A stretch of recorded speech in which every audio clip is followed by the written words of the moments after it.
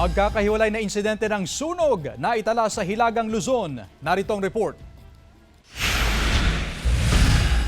Naabo ang 5 classroom sa San Antonio Elementary School sa Sarat, Ilocos Norte, alas 3 ng madaling araw kahapon. Natupok ang mga libro, computer set at iba pang gamit sa loob ng classrooms. Tinatayang aabot sa mahigit 1.4 million pesos ang danyo sa sunog. Nagtagal ng mahigit 1 oras ang pag-apula sa sunog na umabot sa ikalawang alarma. Gawin pa lang po yung investigation po namin sa possible causes po ng sunog, sir. So, now, sir, hindi pa po pwedeng papasukin yung mga bata.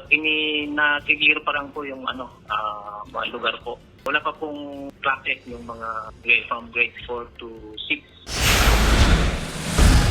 Halos abutin naman ng 1 oras ang pag-apula sa sunog sa isang bahay na ito sa Baguio City pasado alas 11 ng umaga kahapon. Ayon sa BFP, inireport ito ng mga kapitbahay ng nasunugan na sinubukan pang apulahin ng apoy. Wala umanong tao sa bahay nang mangyari ang sunog. Patuloy ang isinasagawang investigasyon ng BFP Baguio City upang malaman ang pinagmulan ng sunog. Sabi nung matanda, before po sila umalis ng bahay, minisira niya na pinatay lahat yung ilaw sa mga appliances na hindi nalagamit. So, yun pa rin po yung titingnan namin bukas kung magpapalo up investigation.